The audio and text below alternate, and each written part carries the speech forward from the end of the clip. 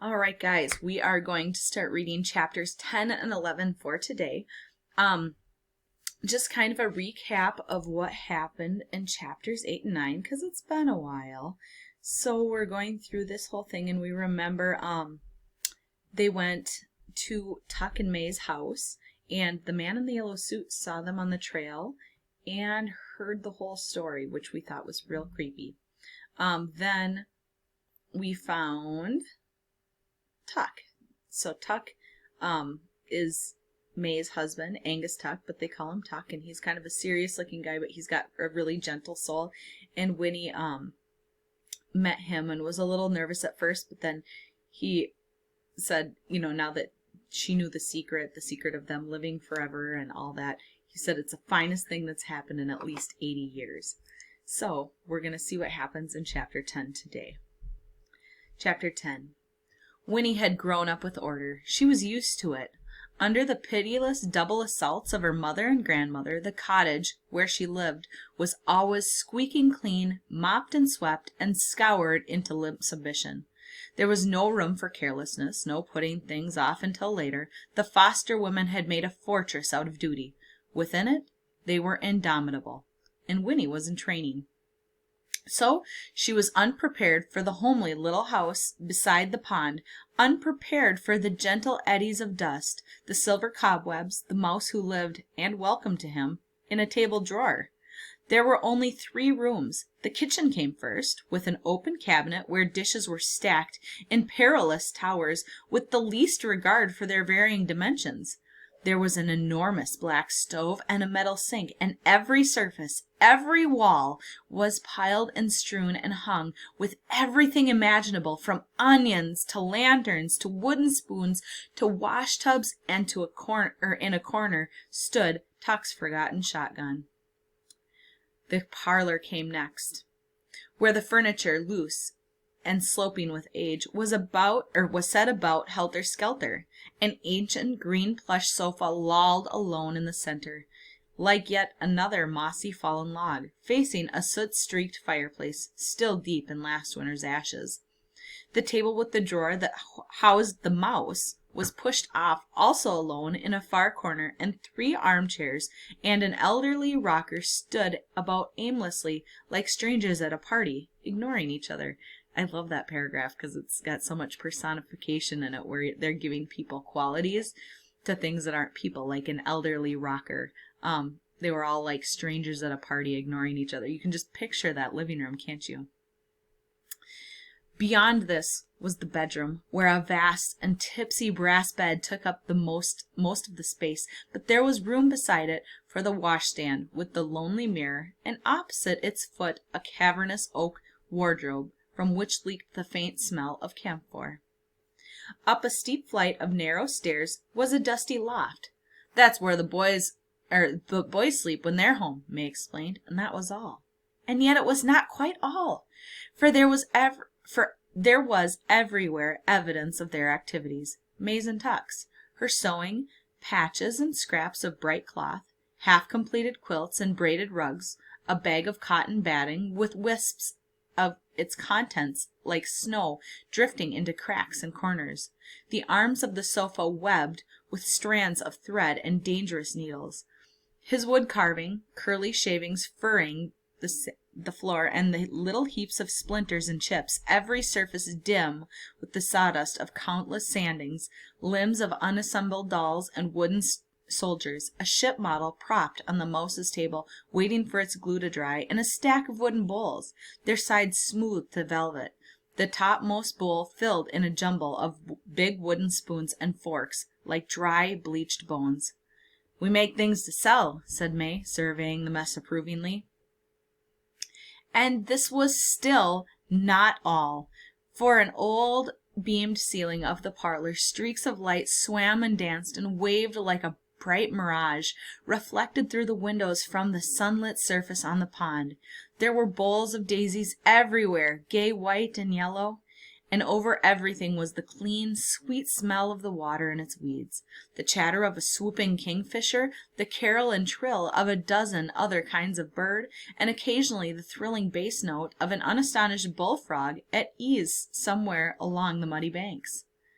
Into it all came Winnie, eyes wide open and very much amazed. It was a new idea to her that people could live in such disarray, but at the same time she was charmed. It was comfortable.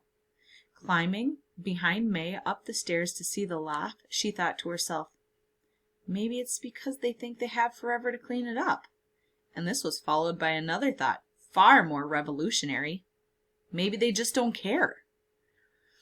The boys don't be home very much, said May as they came up into the half-light of the loft. But when they are, they bed up here. There's plenty of room. The loft was cluttered, too, with sheets and blankets were folded almost neatly on each other, waiting to be spread. Where do they go when they're away? Asked Winnie. What do they do?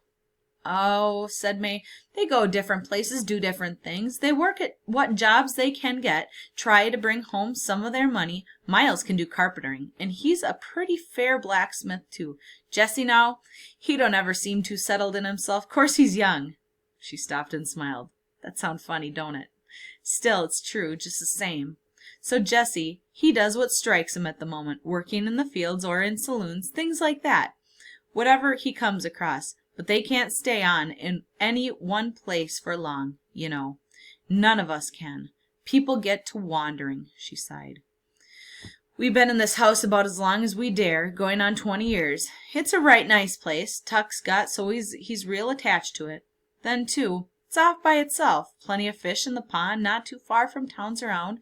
When we need things, we go sometimes to one, sometimes the next, so people don't come to notice us much. And we sell where we can, but I guess we'll be moving on one of these days. It's just about time. Sounded rather sad to Winnie, never to belong anywhere. That's too bad, she said, glancing shyly at May. Always moving around and never having any friends or anything. But May shrugged off this observation. Tuck and me, we got each other, she said, and that's a lot. The boys now, they go their separate ways. They're some different. They don't always get on too good, but they come home whenever the spirit moves, and every 10 years, first week of August, they meet at the spring and come home together, so's we can be a family again for a little while. That's why we was there this morning. One way or another, it all works out. She folded her arms and nodded, more to herself than to Winnie. Life's got to be lived, no matter how long or short, she said calmly. You got to take what comes. We just go along like everybody else, one day at a time. Funny, we don't feel no different. Leastways, I don't. Sometimes I forget what's happened to us, forgot it altogether. And then sometimes it comes over me, and I wonder why it happened to us. We're plain as salt, us Tucks. We don't deserve no blessings, if it is a blessing. And likewise, I don't see how we deserve to be cursed, if it's a curse. Still, there's no use trying to figure out why things fall the way they do. They just are, and fussing don't bring changes. Tuck now, he's got a few other ideas, but I expect he'll tell you. There, the boys are in from the pond. Winnie heard a burst of voices downstairs, and in a moment Miles and Jessie were climbing to the loft. Here, child, said May hastily. Hide your eyes. Boys, are you decent? What'd you put on to swim in? I got Winnie up here, do you hear me?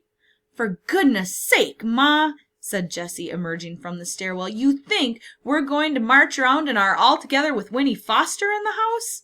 And Miles behind him said, We just jumped in with our clothes on, too hot and tired to shred 'em. So Winnie was nervous that the boys had gone skinny dipping, so she was quick hiding Winnie's eyes because she was nervous that they were going to be running around naked. It was true. They stood there side by side with their wet clothes plastered to their skins, little pools of water collecting at their feet. Well, said May, relieved. All right, find something dry to put on. Your pa's got supper nearly ready. And she hustled Winnie down the narrow stairs. Chapter 11. It was a good supper, flapjacks, bacon, bread, and applesauce, but they ate sitting in the parlor instead of round a table. Winnie had never had a meal that way before, and she watched them carefully at first to see what rules there might be that she did not know about. but there seemed to be no rules. Jessie sat on the floor and used the seat of the chair for a table, but the others held their plates in their laps. There were no napkins. It was all right, then, to lick the maple syrup from your fingers. Winnie was never allowed to do such a thing at home, but she always thought it would be the easiest way, and suddenly the meal seemed luxurious. I think it's neat that Winnie said she was watching them to see what rules they are. If you've ever been to a friend's house or somebody else's house to eat, that is kind of a thing that we think, isn't it? Where we sit around and we're like, okay, how do they eat? Because people do have pretty specific ways of doing things. So Winnie was feeling a little awkward here. After a few minutes, however, it was clear to Winnie that there was at least one rule. As long as there was food to eat, there was no conversation. All 4 Tucks kept their eyes and their attention on the business at hand, and in silence, given time to think, Winnie felt her elation and her thoughtless pleasure wobble and collapse. It had been different when they were out of doors, where the world belonged to everyone and no one. Here, everything was theirs alone. Everything was done their way. Eating, she realized now, was a very personal thing, not something to do with strangers. Chewing was a personal thing, yet here she was, chewing with strangers in a strange place. She shivered a little and frowned, looking round at them. That story they had told her? Why, they were crazy, she thought harshly, and they were criminals. They had kidnapped her right out of the middle of her very own wood, and now she would be expected to sleep all night in this dirty, peculiar house. She had never slept in any bed but her own in her life. All these thoughts flowed at once from the dark part of her mind. She put down her fork and said unsteadily, I want to go home. The Tucks stopped eating and looked at her, surprised. May said soothingly, Why, of course you do, child. That's only natural. I'll take you home. I promised I would. Soon's we've explained a bit as to why you got to promise you'll never tell about the spring. That's the only reason we brung you here. We got to make you see why. Then Miles said cheerfully and with sudden sympathy, There's a pretty good old rowboat. I'll take you out for a row after supper. No, I will, said Jessie. Let me. I found her first. Didn't I, Winnie Foster? Listen, I'll show you where the frogs are and... Hush! Tuck interrupted. Everyone hush. I'll take Winnie rowing on the pond. There's a good deal to be said, and I think we better hurry up and say it. I got a feeling there ain't a whole lot of time. Jessie laughed at this and ran a hand roughly through his curls. That's funny, Pa. Seems to me like time's the only thing we got a lot of. But May frowned. You worried, Tuck? What's got you? No one saw us up this way, us up on the way. Well, now, wait a bit. Yes, they did. Come to think of it. There was a man on the road just outside Tree Gap, but he didn't say nothing. He knows me, though, said Winnie. She had forgotten, too, about the man in the yellow suit, and now thinking of him, she felt a surge of relief. He'll tell my father he saw me. He knows you? Said May, her frown deepening. But why didn't you call out to him, child? Why not? I was too scared to do anything, said Winnie honestly. Tuck shook his head. I never thought we'd come to the place where we'd be scaring children, he said. I guess there's no way to make it up to you, Winnie, but I'm sure most awful sorry it had to happen like that. Who was this man you saw?